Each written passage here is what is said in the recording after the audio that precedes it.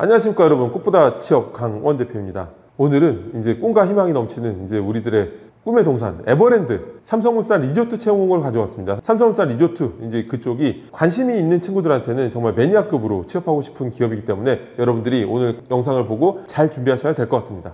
2025년이 정말 힘든 시즌이에요. 대체 왜 취업이 역대급으로 힘들고 대응 방안이 뭔지는 위에 영상 링크 보시면 아실 것 같고요. 여러분들이 상담에 오시면 직무 설정, 방향성 설정, 대체 내 스펙을 어느 정도 기억할 수 있는지, 내 자수 상태가 지금 얼마나 형편없는지 명확하게 제가 알려드릴 테니까 상담에 꼭 오시면 좋을 것 같습니다. 여러분들의 구독과 좋아요가 저한테 큰 힘이 되니까 구독, 좋아요 꼭 부탁드리겠습니다. 삼성물산 리조트 어떤 곳일까요? 지금 사전만으로도 이미 어떤 곳인지 다 알만한 곳이기 때문에 제가 이거를 설명을 다시 드릴 필요는 없을 것 같고요. 딱 작년 하반기에도 삼성물산 리조트 저희 학생이 최종 합격했습니다. 그래서 굉장히 반가운 기업이고, 직무가 이번에 영업 마케팅, 적용 시공, 파크 기획, 경영지원, 일반 재무 이런 쪽으로 되어 있고, 문과 쪽 직무들이 상당히 많이 보이지만 그렇다고 TO가 많지는 않을 거라는 생각이 듭니다. 여러분들이 잘 선택해서 넣으셨으면 좋겠고요. 자, 자소 항목을 보도록 하겠습니다. 삼성그룹은 일단 모든 계열사가 1, 2, 3번 항목이 있어요. 그리고 이제 4번 항목이 있는 계열사가 있고 없는 계열사가 있는데, 일단은 공통 항목인 1, 2, 3번을 설명드리겠습니다. 첫 번째, 삼성을 지원한 이유와 입사 후 회사에서 이루고 싶은 꿈을 기술하는 항목입니다. 자, 이거는 지원 동기하고 포부를 같이 쓰는 건데,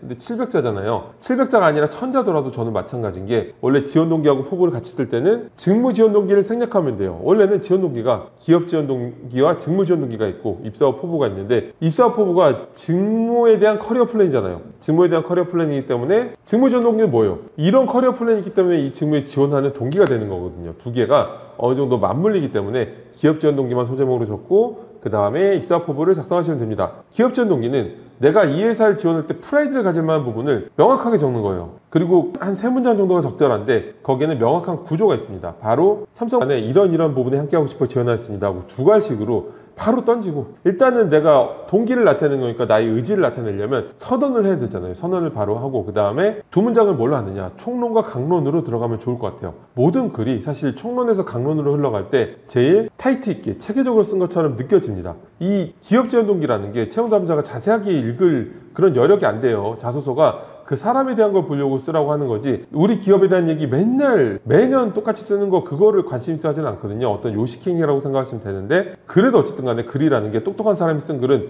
똑똑하게 쓴 걸로 보인다는 포인트로 글이 이런 3문장 정도로 총론에서 강론으로 흘러가는 느낌으로 들어가면은 제일 명확하고 똑똑한 사람이 쓴 체계적인 글이 됩니다. 지원 동기에 대한 명확한 작성법은 제가 위에 영상 링크 드리니까 꼭 보시면 도움이 될 거고요. 이 입사 포부는 3단계로 구성하시는 게 좋아요. 일단 첫 번째 문장도 나의 의지와 포부를 보여줘야 되기 때문에, 삼성 어디 계열사 안에서 이러한 어떤 업무 담당자가 되고 싶습니다, 이렇게 명확하게 풀어내야 되겠죠. 근데 그 직무에 있어서 어떤 담당자가 되고 싶은지를 여러분들이 명확하게 프레임을 익혀서 색깔을 만들어내야 되는 거예요. 자, 그리고 그 다음에 바로 직무 커리어 플랜을 적는 거예요. 직무 커리어 플랜은 어느 직무에나 공통된 얘기를 하는 게 아니라 그 직무에 정확히 맞춰줘야 되는 거겠죠. 그냥 뭐 팀 구성원으로서 화합하고 신입으로서 뭔가 열정을 발휘하고 이런 얘기를 적는 게 무슨 의미가 있겠어요. 여러분들이 지원하는 직무에 대해서 A라는 업무를 이렇게 하다가 나중엔 이런 것까지 하고 싶다라는 얘기를 한 3문장 정도 풀어내면 돼요. 직무에 대한 관심도와 전문성을 표현할 수 있게끔.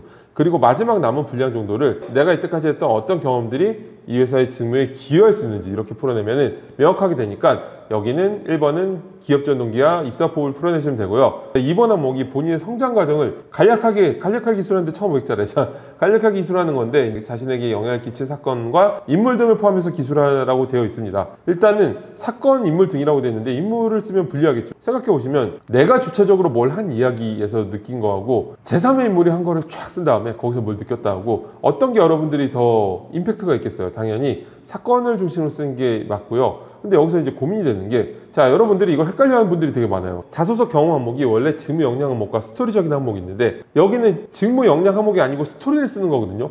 특히 성장 과정이라는 건 그 어떤 스토리 항목보다 더 스토리다워야 돼요. 여기서도 어때요? 성장 과정이라는 단어의 뜻을 한번 생각해 보세요. 그리고 가치관에 영향을 끼치신, 나한테 영향을 끼친, 어때요? 이건 정말 그 사람을 보기 위해서 쓰라고 하는 겁니다. 삼성이 원래 옛날부터 관리의 삼성, 사원 한 명 뽑으면 10년간 뭐 교육비로 3억이 든다, 뭐 이런 얘기가 있을 정도로 사람에 대해서 중요시해서 생각해서 만든 항목이거든요. 그래서 여기다 여러분들이 직무 역량이나 여러분들이 이루어낸 직무 업적 같은 거를, 타이트한 경험 같은 거를 나열하듯이 풀어내면은 그거 이걸 채운다는 문제 하나도 없어요. 내 주변에 이렇게 써서 합격했는데요. 자소서만 가지고 합격하는 게 아니니까 그렇죠. 자소서만 가지고 줄을 매겨보면 애초에 그냥 동문서답을 한 거죠. 그렇죠.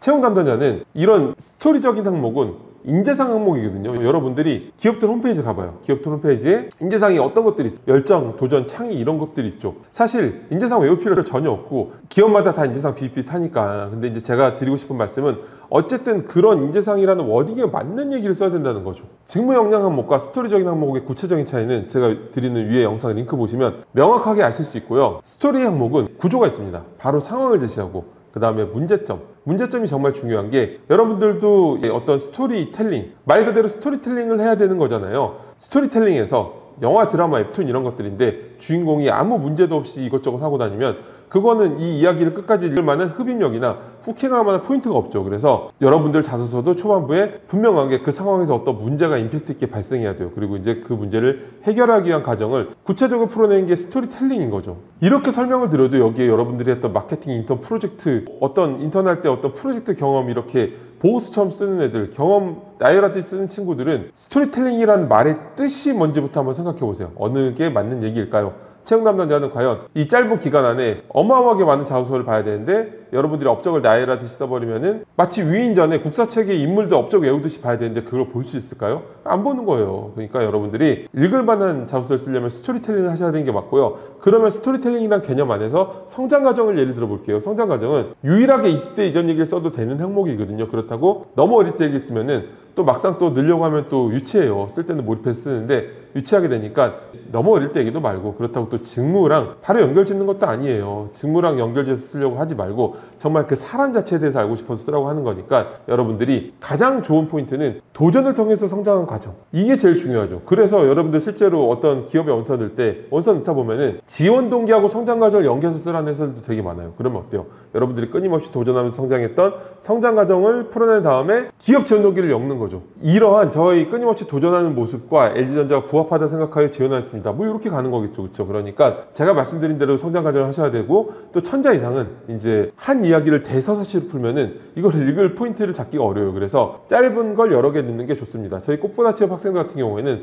마스터 자소서에서 일단은 광의 성장 과정인 성장 과정을 하나 넣고, 그리고 힘들었던 경험을 넣든가 아니면 구성원들 간에 협업하는 과정에서 커뮤니케이션 역량을 발휘한 거, 이것도 어떻게 보면 성장 과정 중에 하나죠. 광의 성장 과정으로 이렇게 구성하셔도 되고, 어쨌든 근본적 의미의 성장 과정은 처음에 하나 넣어주신 게 좋습니다. 이래도 직무 역량 항목하고 헷갈려서 막 업무 프로젝트 보고서 쓰는 분들한테 마지막으로 한 가지 단서를 더 드리면, 자, 삼성 채용 공고가 1, 2, 3번이 공통 항목이라 그랬죠. 4번 항목이 있는 기업사가 상당히 많은데 4번 항목이 있는 회사의 대부분의 4번 항목은 직무 역량, 직무 경험수라고 되어 있어요. 그렇기 때문에 그러면 공통으로 된 2번 항목은 정말 사람을 보고 싶어 하는 거구나, 명확한 증거죠. 자, 그래서 주변에 그렇게 안 써서 합격했는데요, 이런 일반화의 오류를 생각하지 말고 그냥 말 그대로 맞는 걸 씁시다. 자, 3번 항목이 이제 사회 이슈 중 중요하다고 생각하는 한 가지를 선택하고 이에 관한 자신의 견해를 서술하는 항목인데, 이런 항목은 구조가 명확합니다. 다만 이제 이런 항목을 쓸 때 경영지원본부나 뭐 인사 재무 이런 분들은 꼭 그 업계를 생각하지 않고 써도 돼요. 뭐 인사본부라면은 뭐 최근에 뭐 노동법 관련된 이슈, 뭐 법 개정 이런 걸 써도 무방하고요. 재무 보면 국제 회계 기준 뭐 변경 뭐 이런 걸 써도 되고, 뭐 재무 환경, 인프라 이런 걸 써도 되는데, 근데 여러분들이 이런 스텝 업무가 아니라면은 업계 얘기를 쓰는 게 맞겠죠. 자, 그러면 이 글을 쓰는 구조는 어떻게 되냐면 첫 문장에 바로 이슈로 들어가는 거예요. 두 가지로 나오지 않으면 대체 친구 뭘 쓰려고 하는 걸까라는 고민을 하게 만들면 읽기 싫겠죠. 그래서 바로 이슈로 들어가는 겁니다. 최근 뭐 땡땡 업계에서는 이런 부분이 화두가 되고 있습니다. 그 다음에 이제 천자니까 그게 이슈가 되고 있다는 걸 입증할 만한, 대체 얼마나 이슈가 되고 있는지를 풀어내는 어떤 사례들을 뭐 미국에서는 어떻고 유럽에서는 어떻고 최근 한국에서는 어떻고 이런 식으로 풀어낸 다음에 두세 문장 풀어내고 그 다음에 이런 식으로 글이 가버리면 읽을 포인트가 없죠. 그래서 이쯤에서 또 문제점을 주는 거예요.